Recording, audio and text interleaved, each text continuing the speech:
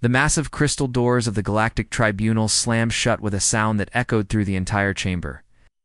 Jake Morrison felt his heart pound as he stood inside the metal cage, waiting for his fate. The alien judges sat high above him. On floating platforms, their strange faces showing no emotion. Jake's crime was simple but unforgivable in their eyes. He had saved lives.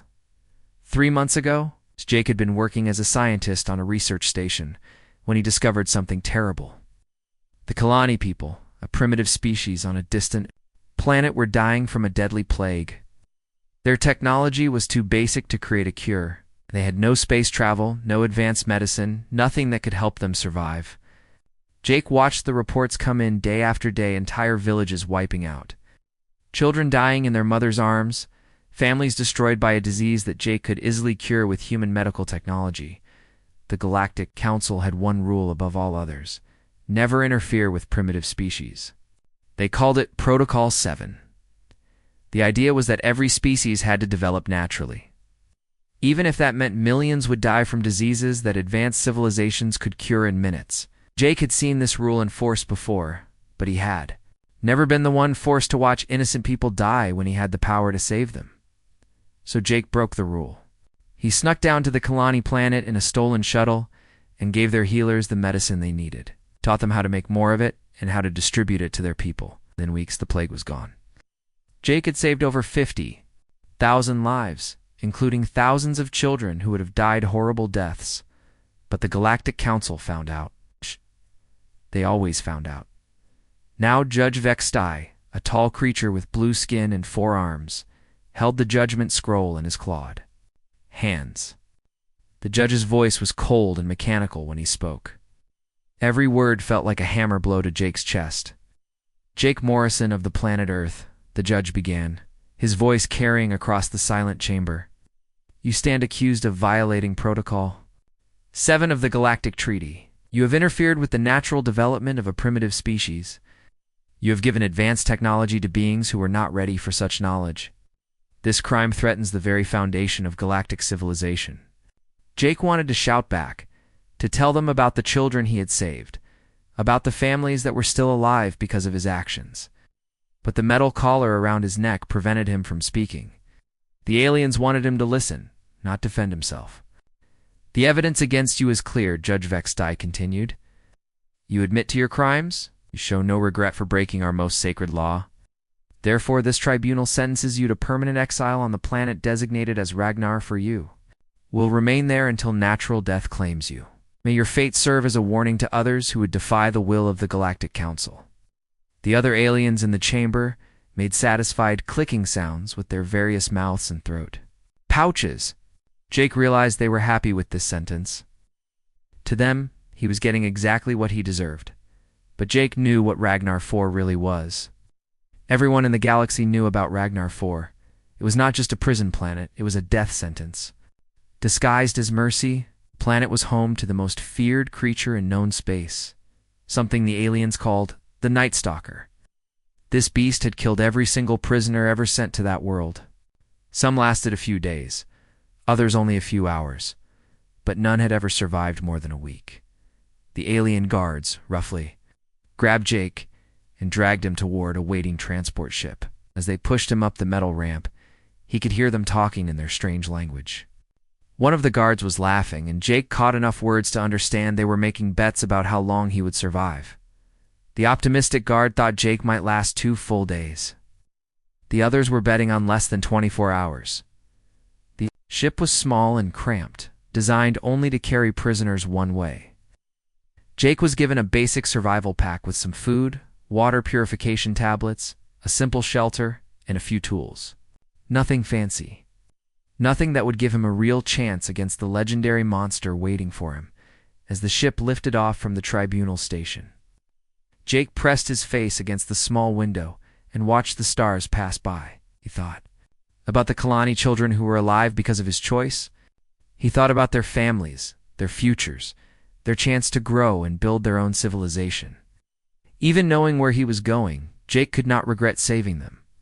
The journey to Ragnar 4 took 3 days. When the ship finally descended through the planet's atmosphere, Jake saw a world of red rocks, purple skies, and jagged mountains. The alien pilot did not even bother to land properly. He simply opened the cargo door and pushed Jake out while the ship hovered a few feet above the ground. Jake hit the rocky surface hard, rolling to absorb the impact as best he could. By the time he got to his feet and shouldered his pack, the transport was already disappearing into the purple sky above. He was alone on a world where no one had ever survived. But as Jake began walking toward the distant mountains, he did not notice the golden eyes watching him from the shadows between the rocks. The Night Stalker had found its newest prey, and the deadly game was about to begin.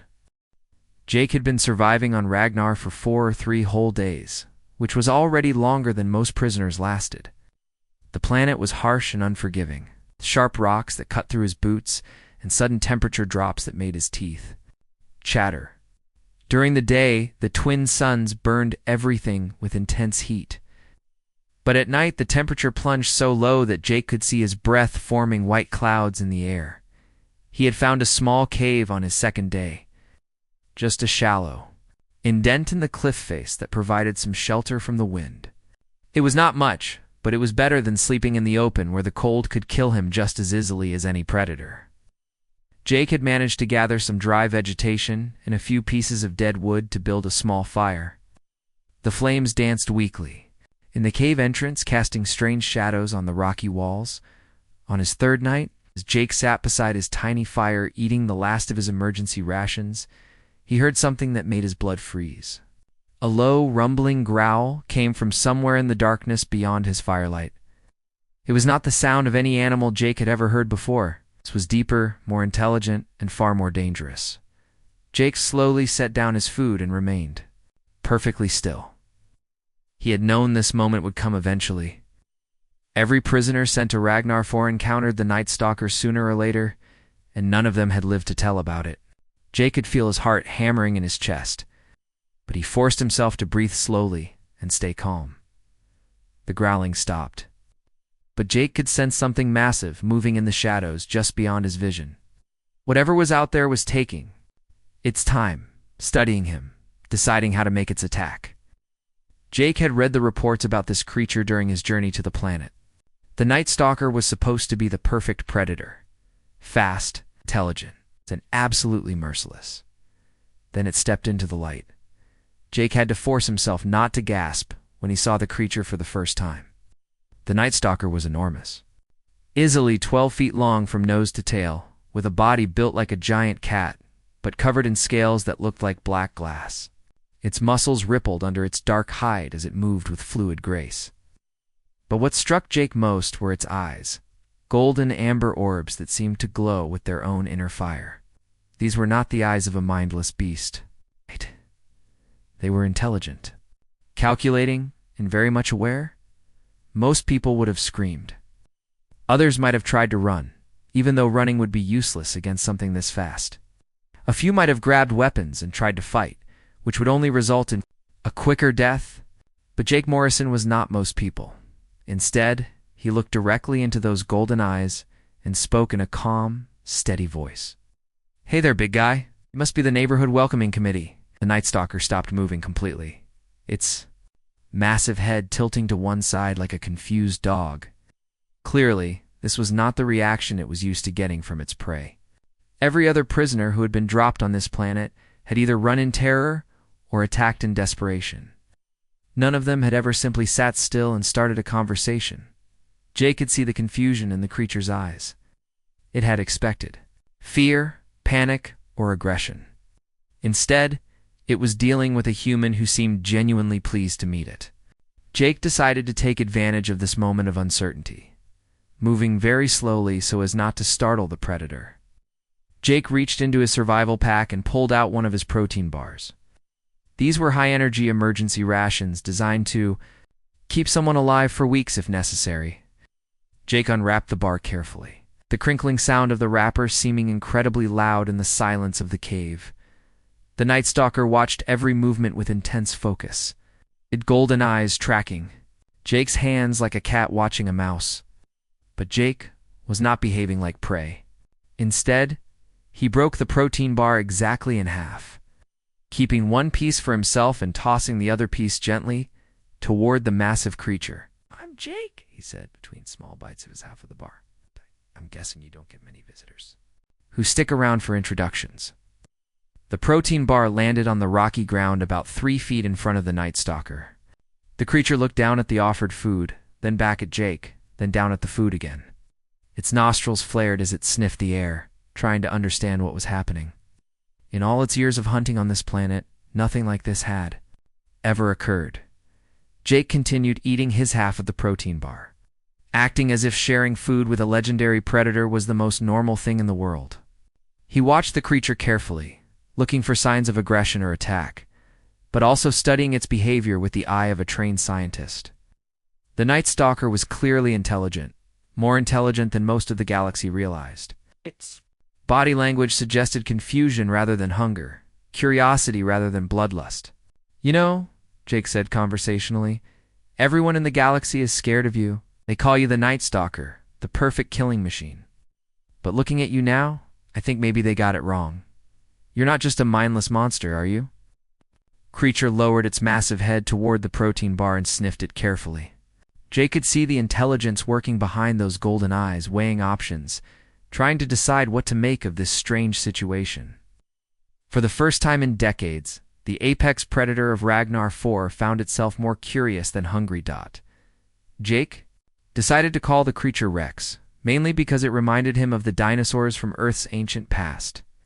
Rex seemed like a fitting name for something so majestic and powerful. As the night continued, Jake kept talking quietly to Rex, sharing his food and his thoughts. While the great predator listened and watched with those intelligent golden eyes, neither of them realized that this moment would change both their lives forever. What started as a desperate attempt to avoid being eaten slowly transformed into something nobody could have predicted. After that first night when Jake shared his protein bar with the massive predator, Rex began visiting the cave more frequently. At first, he would just appear at the edge of the firelight, those golden eyes watching Jake from the shadows. But as days passed, the great creature started coming closer, eventually settling down just outside the warm glow of the flames. Jake began to notice things about Rex that the galaxy's reports had completely missed. The creature was not just intelligent, he was deeply, painfully lonely. During their quiet evenings together, Jake would talk about his life on Earth, his work as a scientist, even his favorite foods from home. Rex would listen intently, his massive head tilted slightly as if trying to understand not just the words but the emotions behind them. It took weeks before Jake figured out the truth about his companion. Rex was the last surviving member of his species, abandoned on Ragnar for not as its natural habitat but as a prison sentence. Generations ago, his people had committed some crime against the Galactic Order, and instead of execution, they had been exiled to this harsh world. One by one, they had died off from the planet's brutal conditions, until only Rex remained. The realization hit Jake like a physical blow. Rex had been alone on this world for decades, possibly even longer. Every prisoner that had been dropped here over the years had been seen by Rex not as potential food, but as possible companions. But they had all reacted with fear and violence, forcing Rex to defend himself and his territory. After so many failed attempts at contact, the lonely creature had given up hope of ever finding someone who would not immediately try to kill him. Jake's training in xenobiology helped him understand the complex emotions he saw in Rex's behavior. The aggressive reputation that had made Rex famous throughout the galaxy was not his natural state.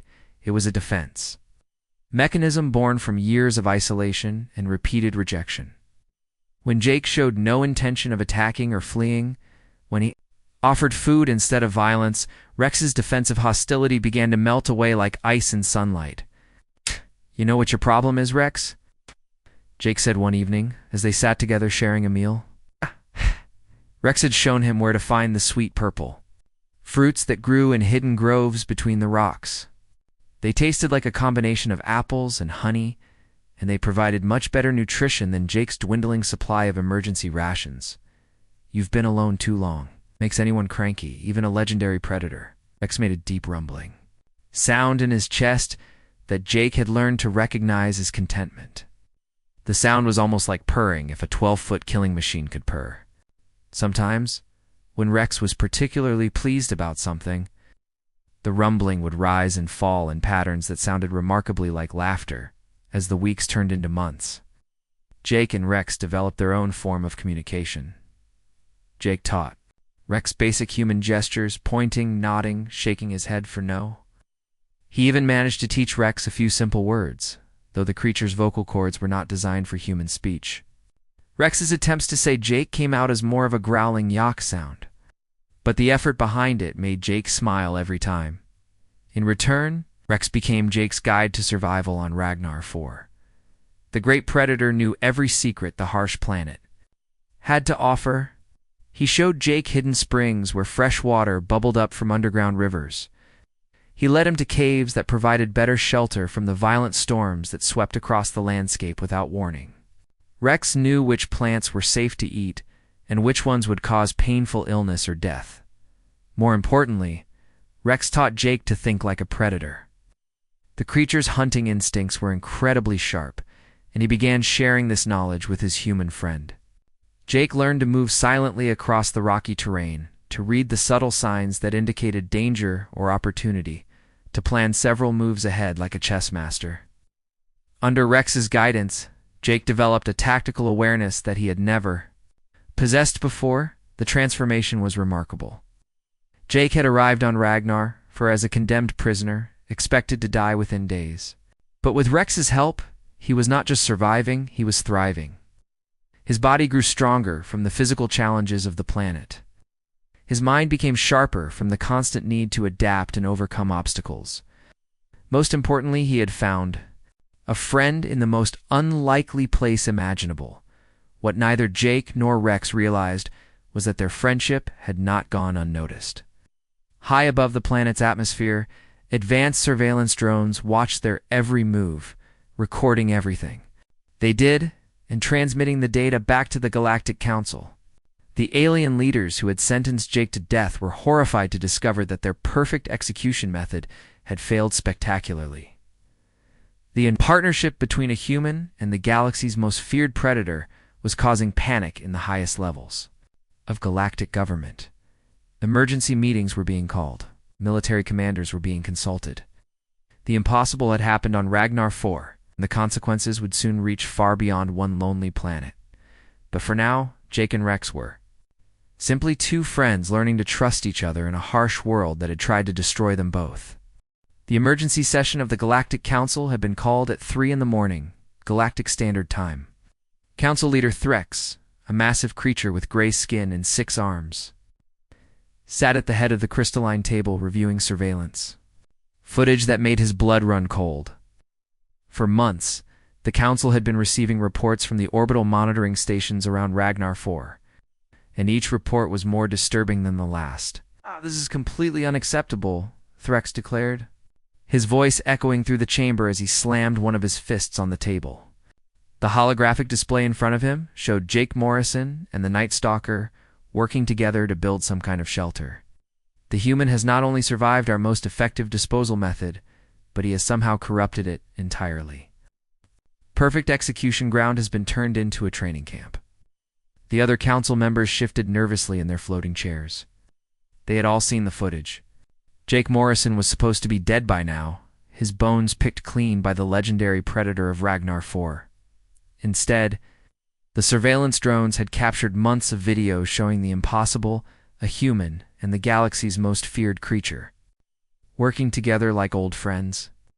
"The implications of this failure are enormous," continued Threx, his multiple eyes glowing with anger.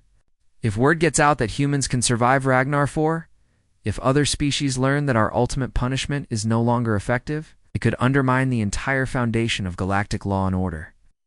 Admiral Keth, the military commander of the Galactic Fleet, leaned forward in his chair. His blue-scaled face showed deep concern as he studied the surveillance data. "Sir, with your permission, I can have a containment team on Ragnar for within 12 hours. I can end this problem permanently." "Do it," Threx ordered, without hesitation. "Send your best soldiers. Use whatever force is necessary. The human must be eliminated, and the Night Stalker must be destroyed." We cannot allow this partnership to continue. 12 hours later, a military dropship descended through Ragnar 4's purple atmosphere carrying 20 of the galaxy's most elite soldiers. Captain Dex, a veteran warrior with over 50 successful missions under his belt, led the strike force. His team was equipped with the most advanced weapons and armor available. It's technology that could level mountains or vaporize entire buildings. Listen up, Captain Dex told his soldiers as they prepared for deployment. Intelligence says Morrison has been on this rock for 4 months. It's impossible, but the surveillance footage doesn't lie. Somehow this human has not only survived, but formed some kind of alliance with the apex predator. We go in fast and hard. Find Morrison, eliminate the threat, and get out. But when the strike team spread out across the rocky landscape of Ragnar, for they discovered that they were not hunting a desperate half-dead prisoner. Instead, they found themselves entering a carefully prepared battlefield that had been designed by someone who understood both human engineering and predator tactics. Jake had used his scientific knowledge and engineering skills to transform the harsh landscape into an elaborate defense system. Scavenged pieces of metal from old prisoner transport ships had been turned into early warning devices that would alert him to any approaching aircraft.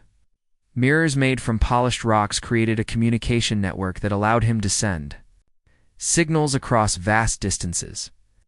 Most importantly, he had learned to work with Rex's natural abilities to create ambush points and escape routes throughout their territory. The first soldier went down within minutes of landing. Private Torres was investigating what looked like an abandoned campsite when the ground suddenly gave way beneath his feet. He fell into a pit that had been cleverly disguised with local vegetation, landing hard on sharp rocks that had been carefully arranged to cause maximum damage. His screams echoed across the landscape before being cut short. "What was that?" Captain Dex demanded over the communication system, but Torres was no longer responding. The strike team moved more cautiously now, but they were already being watched by golden eyes that had been hunting on this world for decades. The second and third soldiers were taken down by what appeared to be coordinated attacks. Sergeant Kyle was examining some strange markings on a cliff face when Rex struck from above, moving with silent precision that defied his massive size. Meanwhile, Jake used an improvised slingshot to take out Corporal West from a concealed position nearly 200 yards away. By evening, Captain Dex had lost 3 soldiers and had no idea where his enemy was hiding. His remaining team members were jumpy and scared, constantly looking over their shoulders for threats that could come from any direction. This was not how elite galactic soldiers were supposed to feel. "Morrison," Captain Dex shouted into the growing darkness, his voice echoing off the rocky cliffs. "We know you're out there. This is Captain Dex of the Galactic Military Command. Surrender now, and we'll make your extraction painless. Continue to resist, and we'll hunt you down like the criminal you are." For a moment, there was only silence. Then Jake's voice came floating down from somewhere high above them, calm and confident, in a way that made the soldier's skin crawl. "Counteroffer, Captain," Jake called out, his words carrying clearly in the thin air. "Take your remaining soldiers and leave this planet now. Walk away and nobody else has to get hurt. But if you keep hunting us, I won't be able to stop my friend here from showing you exactly why your predecessors called this place a death world." As if summoned by Jake's words, Rex's roar suddenly shattered the evening air. The sound was unlike anything the soldiers had ever heard. Part challenge, part warning, and part promise of violence. It spoke of ancient fury and newfound purpose, of a predator that was no longer alone and no longer merely defending territory. The roar echoed and re-echoed among the cliffs, seeming to come from everywhere at once. Captain Dex felt his blood turn cold as he realized that his perfectly planned military operation had somehow become a desperate fight for survival. The news of the failed military operation on Ragnar 4 spread through the Galactic Council like wildfire. Captain Dex had returned with only half his team, his elite soldiers traumatized and defeated by a single human and his unlikely ally. The surveillance footage from the battle showed tactics and strategies that even the galaxy's best military minds had never seen before. Jake Morrison had not just survived. He had evolved into something the galaxy was not prepared to handle. "Council, Leader Threx called for an emergency session immediately after receiving Captain Dex's report. The massive gray-skinned leader was furious, but underneath his anger was something far more dangerous: fear. For the first time in galactic history, their ultimate punishment had not only failed, but had backfired spectacularly. "Explain to me how 20 of our best soldiers were defeated by one human criminal," Threx demanded, his 6 arms gesturing wildly as he paced in front of the holographic displays. "Explain to me how our most effective disposal method has been turned into a training ground for human military tactics." Admiral Keth shifted uncomfortably in his chair as he reviewed the combat footage. "Sir, the human Morrison appears to have combined his scientific knowledge with the Night Stalker's natural hunting abilities. They created a defensive network that turned the entire planet into one massive trap. Our soldiers never stood a chance." Other council members murmured among themselves, their various alien languages creating a cacophony of worried voices. They all understood the implications of what had happened. If one human could survive Ragnar 4 and turn the legendary Night Stalker into an ally, what did that say about humanity as a species? What other impossible things might humans be capable of? "We need to reconsider our approach," suggested Counselor Vex, a tall creature with crystalline skin that sparkled in the chamber's lights. "Perhaps we should attempt diplomatic contact rather than continued military action. The human has proven he cannot be eliminated by conventional means." Threx's multiple eyes glowed with rage at the suggestion. Diplomacy? With a criminal who violated our most sacred laws? Absolutely not. We will find another way to deal with this problem. But weeks turned into months, and no solution could be found. Every military strategy the Council developed was abandoned after war games showed it would likely fail against the Morrison Night Stalker partnership. Meanwhile, surveillance drones continued to record footage of the human and creature working together, building more sophisticated defenses and communication systems. Finally, after 3 months of failed attempts to solve the Ragnar 4 problem, an unexpected message arrived at the Galactic Council headquarters. It was a simple transmission from the planet's surface, sent using equipment that Jake had somehow constructed from salvaged materials and alien technology. "Honorable members of the Galactic Council," the message began in Jake's calm, steady voice, "I am requesting a formal diplomatic meeting to discuss the current situation. I believe we have much to talk about, and I think you'll find our conversation very enlightening." The audacity of the request stunned the council members into silence. A condemned criminal was asking for a diplomatic meeting as if he were an equal rather than an exile. But after months of failed military operations and growing frustration, even Threx had to admit that conventional solutions were not working. 3 months later, Jake Morrison walked into the Galactic Council chambers for the second time in his life. But this time, everything was different. Gone was the desperate scientist in prisoner's clothing who had been dragged before them in chains. In his place stood a confident man who moved with the fluid grace of someone who had learned to think like a predator. Rex prowled silently beside him, the massive creature's golden eyes surveying the assembled aliens with calm intelligence. The legendary Night Stalker wore a sophisticated translation device around his neck, a piece of technology that Jake had somehow built using salvaged parts from crashed ships and alien equipment. The entire chamber fell silent as the unlikely pair took their place in the center of the room. Every alien present had seen the surveillance footage. They knew what these two had accomplished together on Ragnar 4. They understood that they were no longer dealing with a helpless prisoner and a mindless beast. "Honorable Council," Jake began, his voice carrying clearly through the crystalline chamber as he rested one hand on Rex's scaled shoulder. "I'd like to discuss my friend's application for galactic citizenship.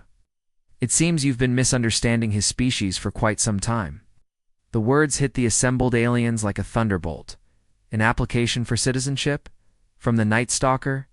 It was unthinkable, impossible, completely outside the realm of galactic law and precedent. But before any of the council members could respond, Rex stepped forward and activated his translation device. When the great predator spoke, his words were transmitted in perfect galactic standard, clear and unmistakable to every being in the chamber. "I am Rex of Ragnar IV," the creature said, his deep voice carrying a dignity that surprised everyone present. "For too long I have been alone on that world, abandoned by those who feared what they did not understand. But I am no longer alone. I have found friendship where none was expected, partnership where only hostility existed before. I request recognition as a sentient being and citizen of this galaxy." The silence that followed Rex's words was deafening. Council Leader Threx stared at the pair in shock, his multiple eyes blinking rapidly as he tried to process what he had just witnessed. The most feared predator in known space had just delivered a diplomatic speech that was more eloquent than most council members could manage. Slowly, painfully, the truth began to dawn on the assembled aliens. They had not just failed to eliminate a troublesome human criminal, they had accidentally demonstrated humanity's most dangerous and remarkable trait, the ability to find kinship anywhere, with anyone, and turn isolation into alliance. They had proven that humans could take the galaxy's most feared creature and transform it from an enemy into a friend. Jake's original sentence, intended as execution disguised as exile, had become humanity's first major diplomatic victory in galactic politics. Rex, once the lonely guardian of a prison world, had become the galaxy's first apex predator ambassador. Together, they had proven that the universe's most feared combinations were not massive weapons or elite warriors, but unlikely friendships, forged in impossible circumstances as Jake and Rex stood side by side in the council chambers, representing a partnership that should never have existed. The assembled aliens realized that everything they thought they knew about humans and about the nature of civilization itself would have to be completely reconsidered.